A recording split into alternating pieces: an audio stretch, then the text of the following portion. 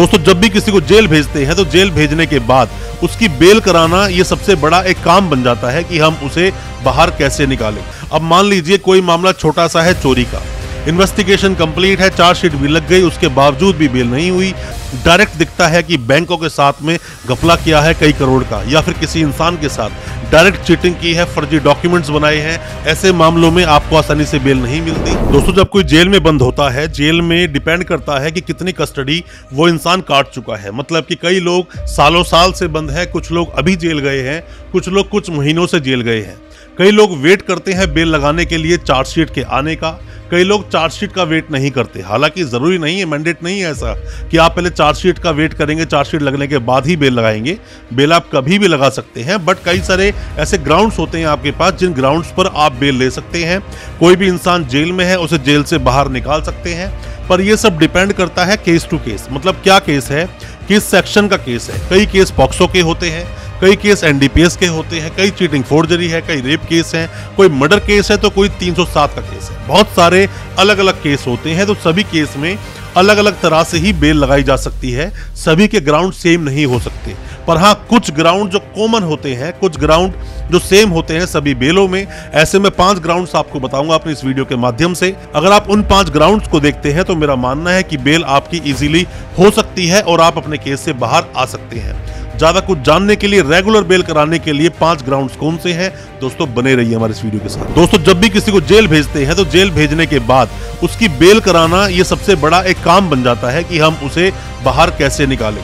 क्योंकि बेल पर आप आ सकते हो, बेल पर लोग बाहर आ जाते हैं। किसी ना किसी तरीके से देखा जाए तो किसी को जेल भेजना ये ना ही तो प्यूनिटिव है, ना ही वो प्रिवेंटेटिव है। मतलब कि सजा नहीं है ये। अभी तो किसी को अरेस्ट किया, अरेस्ट करने के बाद जेल भेज दिया, इन्वेस्टिगेशन चल रही है, चार्जशीट बनेगी, चार्जशीट लगने के बाद इन्वेस्टिगेशन कंप्लीट हो गई। इन सब चीजों को देखा जाता है, फिर बेल आपकी हो जाती है। दोस्तों आप कोई भी नए वकील साहब हैं, कोई भी लॉ स्टूडेंट है, या कोई भी आपका सगा संबंधी अगर जेल में है या आप कानूनी जानकारी लेना चाहते हैं, वीडियो आपके बहुत काम का है। बेल आप कैसे कराएंगे, क्या ग्राउंड्स है, वीडियो को पूरा देखें और अच्छा लगे वीडियो तो आगे और लोगों तक भी इस वीडियो को पहुंचाएं। सबसे पहला ग्राउंड दोस्तों मैं आपको बताना चाहूंगा वो होता है इन्वेस्टिगेशन। इन्वेस्टिगेशन मतलब किसी भी व्यक्ति को अगर अरेस्ट किया, 2 तरह के मामले हैं। या तो आपकी चार्जशीट 60 दिनों में लग जाएगी, या फिर आपकी चार्जशीट को पेश किया जाएगा 90 दिनों में।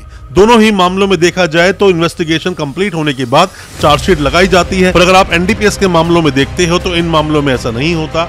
इन मामलों के अंदर अगर आप देखा जाए तो 6 महीने से 1 साल तक का टाइम हो सकता है चार्जशीट को पेश करने के लिए। जैसा मैंने आपको शुरू में बताया था कि डिपेंड करता है केस टू केस। तो पहला मैं आपको यही बोलूंगा कि इन्वेस्टिगेशन। तो दोस्तों इन्वेस्टिगेशन बहुत ज्यादा महत्वपूर्ण रोल प्ले करता है। चार्जशीट आपकी लगती है, चार्जशीट से इन्वेस्टिगेशन को कंप्लीट माना जाता है। एफएसएल आती है, एफएसएल रिपोर्ट में टाइम लग सकता है, बट पहला ग्राउंड आपका, आप ये मानिए कि इन्वेस्टिगेशन कंप्लीट होने के बाद चार्जशीट लग गई, पहला ग्राउंड आपका बिल्कुल हो सकता है। अब हम बात करते हैं दोस्तों दूसरे ग्राउंड की। दूसरा ग्राउंड क्या बोलता है बेल लेने का। कस्टडी कितनी आप काट चुके हो, मतलब कितने वक्त से आप जेल में हो, कितना समय आपने जेल में बिता दिया है, ये सब भी दोस्तों देखा जाता है किसी को बेल ग्रांट करने में। अब मान लीजिए कोई मामला छोटा सा है चोरी का, इन्वेस्टिगेशन कंप्लीट है, चार्जशीट भी लग गई, उसके बावजूद भी बेल नहीं हुई, 5-6 महीने उस इंसान को जेल में हो गए। तो यहाँ पर आपके वकील साहब दलील देते हैं कि कोई भी जो वो एक्यूज है वो जेल में है 6 महीने से, बहुत लंबा टाइम हो चुका है, इन्वेस्टिगेशन कंप्लीट हो चुकी है और 6 महीने से इंसान जेल में है, तो इस आधार पर भी बेल मांगी जा सकती है। कोई इंसान पॉक्सो से मामला 2 साल 2.5 साल से जेल में बंद है, बेल मांगी जा सकती है। कोई इंसान 1-1.5 साल से जेल में बंद है, चीटिंग फोर्जरी का मामला है, ऐसे आधार पर बेल मांगी जा सकती है। तो कस्टडी भी बहुत ज्यादा महत्वपूर्ण रोल प्ले करता है आपकी बेल को ग्रांट होने में। दोस्तों अगर ये वीडियो आपको अच्छा लग रहा है तो अभी इस वीडियो को लाइक करें, ताकि इसी तरह की लाइक से हमें मोटिवेशन मिल सके और प्रोत्साहन मिल सके इसी तरह की लीगल अवेयरनेस की वीडियोस आप तक पहुंचाने के लिए। और आप अगर पहली बार आए हैं हमारे इस चैनल पर, पहली बार देख रहे हैं हमारे इस वीडियो को, हमारे चैनल को अभी सब्सक्राइब करें, साथ में लगा बेल आइकन जरूर दबा दें, ताकि इसी तरह की लीगल अवेयरनेस की वीडियोस आप तक पहुंच सके सबसे पहले। जैसे दोस्तों हम लोग सिर्फ क्रिमिनल प्रैक्टिस करते हैं, तो क्रिमिनल प्रैक्टिस करने के दौरान हमारे पास ऐसे कई सारे आज तक केसेस हैं जिन केसेस को हमने फाइट किया, लोगों की बेल करवाई, एंटीसिपेटरी बेल कराई, सुप्रीम कोर्ट तक गए लोगों की बेल कराने के लिए। सभी केस के आधार अलग है, सभी केस के फैक्ट अलग है, सभी केस अपने आप में अलग होते हैं दोस्तों। तो सभी केसों को एक ही वीडियो में हम लेकर आ जाएं वो पॉसिबल नहीं, बट जो हमारा एक्सपीरियंस बोलता है मिला जुला कर सभी केसेस में जो कॉमन मुद्दे हैं बेल लेने के, कॉमन फैक्टर्स हैं बेल लेने की, उनकी हम लोग अभी बात कर रहे हैं। अब दोस्तों हम बात करें तीसरे ग्राउंड की। तीसरा ग्राउंड क्या है आपकी बेल को ग्रांट होने का? तो तीसरा दोस्तों ग्राउंड होता है आपकी इन्वॉल्वमेंट। आपकी इन्वॉल्वमेंट क्या है? हालांकि इन्वेस्टिगेशन होने के बाद चार्जशीट लग गई तो उसके बाद बेल के ग्राउंड बन जाते हैं, पर मैं आपको बता दूं अगर आपकी डायरेक्ट इन्वॉल्वमेंट किसी चीज में होती है तो आपकी बेल उतनी आसानी से नहीं होगी जितनी आसानी से बाकी बेल हो जाती है।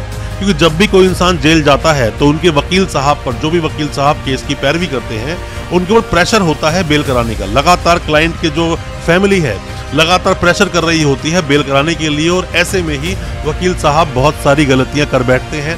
डायरेक्ट इन्वॉल्वमेंट अगर है तो आपकी आसानी से दोस्तों बेल नहीं होगी, चाहे फिर मामला कोई भी हो। आपको हाई कोर्ट, सुप्रीम कोर्ट तक जाना पड़ सकता है। इन्वॉल्वमेंट भी देखना बहुत जरूरी है किसी भी केस में जब आप बेल लेने गए हैं। मान लीजिए चीटिंग फॉर्जरी की आप बेल लेने जा रहे हो, डायरेक्ट दिखता है कि बैंकों के साथ में घपला किया है कई करोड़ का, या फिर किसी इंसान के साथ डायरेक्ट चीटिंग की है, फर्जी डॉक्यूमेंट्स बनाए हैं, ऐसे मामलों में आपको आसानी से बेल नहीं मिलती।